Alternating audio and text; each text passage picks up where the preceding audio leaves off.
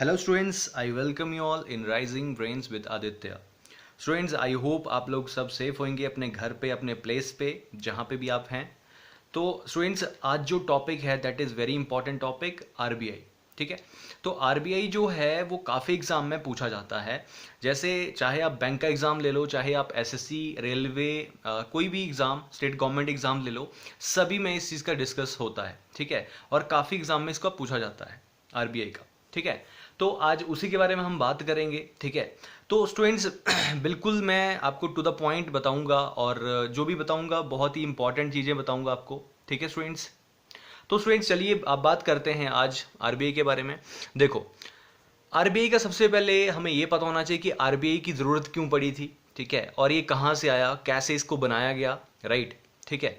तो चलिए बात करते हैं इस तरह से, हिस्ट्री के बारे में इसकी बात करते हैं कि आरबीआई देखो क्यों बनाया गया था। जब भी देखो 1919 की अगर मैं बात करूं तो हमारी कंट्री में कोई भी ऐसा बैंक नहीं था जो कि बाकी बैंक्स को मैनेज कर सके। मतलब कोई भी एक ऑटोनोमस बॉडी नहीं थी जो कि बाकी बैंक्स को मैनेज कर सके। तो इसीलिए क्या हुआ कि उस टाइम जो ब्रिटिश गवर्नमेंट थी उसने देखा कि काफ़ी जो प्राइवेट बैंक्स थे, ठीक है, उन्होंने काफ़ी फ्रॉड्स किया हुआ था और काफ़ी फ्रॉड्स वो कर रहे थे। कस्टमर्स की बहुत सारी कंप्लेंट जो है वो ब्रिटिश गवर्नमेंट के पास पहुंच रही थी। तो ब्रिटिश गवर्नमेंट ने फैसला लिया कि हमें कोई ऐसी बॉडी बनानी चाहिए जो इन बैंक्स को हैंडल करे। ठीक है। तो उस टाइम क्या हुआ कि उन्होंने एक डिसीजन लिया 1920 में। ठीक है। तो 1920 में उन्होंने सोचा कि हम एक कमेटी बनाते हैं, दैट इज वो बनी थी हिल्टन यंग कमीशन। ठीक है। इस नाम से, इसका एक और नाम है that is royal commission. Clear. तो ये कमेटी थी, उन्होंने 1920 में बनाई और इसको ये काम सौंपा गया कि आपने क्या करना है कि कोई ऐसी बॉडी देखनी है या इस ऐसी किसी बॉडी के बारे में रिसर्च करनी है कि वो बाकी बैंक्स को हैंडल कर सके और ये वाली दिक्कत जो है, जो अभी चल रही है, वो ना हो। ठीक है। तो 1920 में ये बना दिया गया। उसके बाद क्या हुआ कि 1926 में, ठीक है, इसी बॉडी ने क्या किया कि एक आरबीआई नाम से इंट्रोड्यूस किया। ठीक है। मतलब आरबीआई की जो पहली बार बात हुई थी वो 1926 में हुई थी, रिजर्व बैंक ऑफ इंडिया की। ठीक है। तो इस कमेटी ने ये रिसर्च किया कि ये ऐसा कुछ होना चाहिए, मतलब ऐसी कोई बॉडी होनी चाहिए जो बाकी बैंक्स को मैनेज करे, उनको पूरा हैंडल करे। ठीक है। और जो भी फ्रॉड्स हो रहे हैं उनसे बिल्कुल कोई दिक्कत ना आए। ठीक है। तो ये हो गया 1926 में और उसके बाद ये इसका एक्ट बनाया गया। ठीक है। 1934 में आरबीआई एक्ट बना। ठीक है।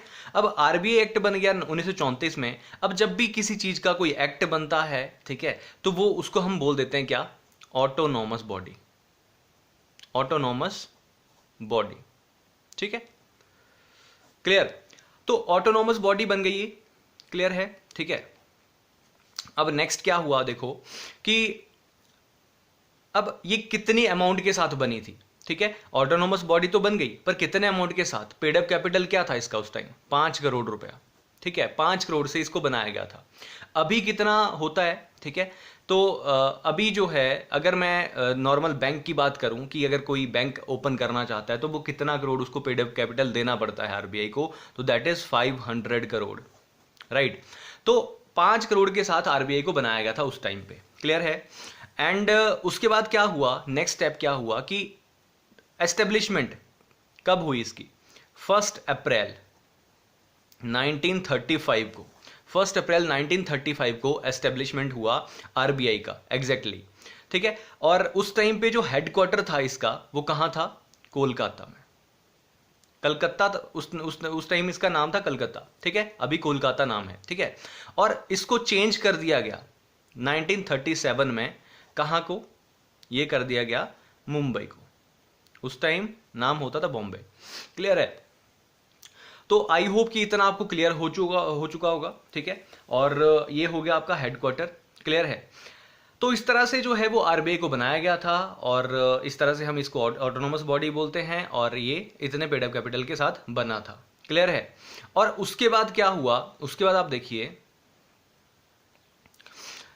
इसमें एक लोगो होता है, अगर आपने देखा होगा तो, अगर नहीं देखा है तो आप देख सकते हैं, ठीक है। मैंने थंबनेल में भी लगाया हुआ है, फ्रंट में आप देख सकते हैं, या फिर आप नेट पे भी चेक कर सकते हैं, ठीक है।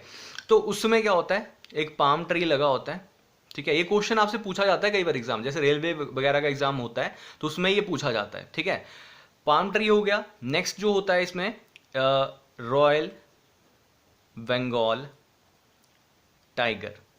क्लियर है। तो ये जो है वो आपको पता होना चाहिए। क्लियर। उसके बाद क्या है नेक्स्ट, अब बात आती है नेक्स्ट एस्टेब्लिशमेंट की, ठीक है, कि एस्टेब्लिशमेंट तो हो गई, और अब बात आती है क्या, कि इस आरबीआई को क्या किया गया। देखो ये अभी प्राइवेट ही था, प्राइवेट शेयर होल्डर्स के द्वारा जो है वो ओपन किया गया था। अब इसको क्या है, हरकत में लाना चाहती थी सरकार, तो इसको क्या किया गया, नेशनलाइज किया गया। नेशनलाइज किया गया। अब नेशनलाइज का मतलब क्या होता है कि जब भी शेयर जो है गवर्नमेंट के 50% से ऊपर होते हैं किसी भी ऑर्गेनाइजेशन में, तो वो मतलब गवर्नमेंट कंसीडर होती है, नेशनलाइज उसको बोला जा सकता है। क्लियर है। तो वो कब हुआ, 1 जनवरी 1949 को। क्लियर है, ठीक है। अब नेक्स्ट बात आती है इसमें कि इसमें गवर्नर होता है, ठीक है, एक गवर्नर होता है जिनका नाम जो है अभी शक्तिकांत दास है, शक्तिकांत दास, ठीक है। एंड 4 डिप्टी गवर्नर्स होते हैं इसमें, उनका नाम मैं आपको बता देता हूं। अभी करंटली जो है वो बीपी कानूनगो हैं, सेकंड जो है वो एनएस विश्वनाथन हैं, विश्वनाथन, ठीक है। थर्ड जो है एमके जैन, और फोर्थ जो है वो हैं माइकल पात्रा। ये बने थे लेटेस्ट। क्लियर है। तो इतना आपको क्लियर हो चुका होगा। अब बात करते हैं कि जो आपका शेड्यूल कमर्शियल बैंक्स होते हैं, ठीक है, शेड्यूल कमर्शियल बैंक जैसे आपका कोई भी नेशनलाइज बैंक होता है, ठीक है। तो शेड्यूल्ड कमर्शियल बैंक्स, ठीक है, अब ये किस एक्ट के अंडर आते हैं, कम्स अंडर आरबीआई एक्ट 1934, ठीक है। And second schedule of listed banks, right. तो इतना आपको क्लियर होना चाहिए, पता होना चाहिए। नेक्स्ट जो है वो आपको पता होना चाहिए कि जो आरबीआई है उसको पावर कौन सा एक्ट देता है बैंक को हैंडल करने के लिए, ठीक है। तो वो होता है banking regulation act, banking regulation act 1949। Clear. तो इसका आपको पता होना चाहिए। क्लियर है, ठीक है। तो चलिए आगे बढ़ते हैं। नेक्स्ट है फाइनेंशियल ईयर कौन सा होता है, फाइनेंशियल ईयर आरबीआई का, ठीक है। बाकी तो आपको पता होगा शायद, ठीक है, वो भी आपको बता देता हूं। जुलाई टू जून जो होता है आरबीआई का फाइनेंशियल ईयर काउंट होता है। एंड नॉर्मल जो होता है कंट्री का, नॉर्मल कंट्री का जो होता है दैट इज अप्रैल टू मार्च। ये तो आई होप सभी को पता होगा। तो नेक्स्ट बात करते हैं इसमें बोर्ड ऑफ मेंबर्स की। Board of members, board of members कितने होते हैं आरबीआई के, 21 होते हैं। पहले कितने होते थे, 20 होते थे, ठीक है। अभी कितने हैं, 21 है। तो मैं आपको बता देता हूँ, देखो इनके नाम आपको पता, कोई जरूरत नहीं है कि सारा पता होना चाहिए, ठीक है। बस ये पता होना चाहिए कि कहाँ कहाँ से आप ये उठाए जाते हैं, ठीक है। तो सबसे पहले तो आपको पता है इसमें गवर्नर आ जाते हैं। दूसरे नंबर पे जो आपके 4 डिप्टी गवर्नर हैं वो आ जाते हैं, ठीक है। नेक्स्ट पे आते हैं 2 मेंबर। 2 मेंबर्स जो हैं कहां से होते हैं, फाइनेंस मिनिस्ट्री से, ठीक है, फाइनेंस मिनिस्ट्री। और नेक्स्ट जो है 10 मेंबर होते हैं किसके, members appointed by government of India. Clear. And next जो होता है 4 मेंबर होते हैं डायरेक्टर ऑफ लोकल बैंक्स, मतलब 4 मेंबर कहाँ से आते हैं, जो भी लोकल बैंक्स के डायरेक्टर होते हैं उनमें से। क्लियर है?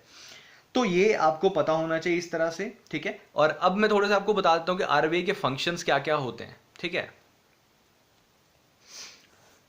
आरबीआई के फंक्शंस क्या क्या होते हैं देख लीजिए।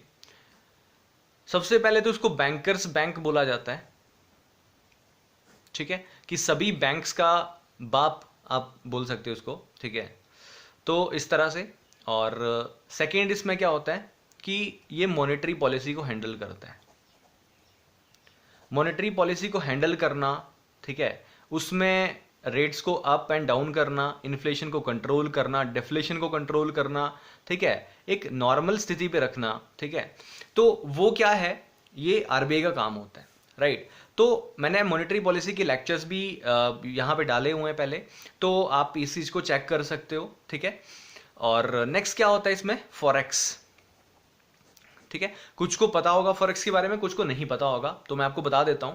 फॉरेक्स क्या है, फॉरेन एक्सचेंज, ठीक है।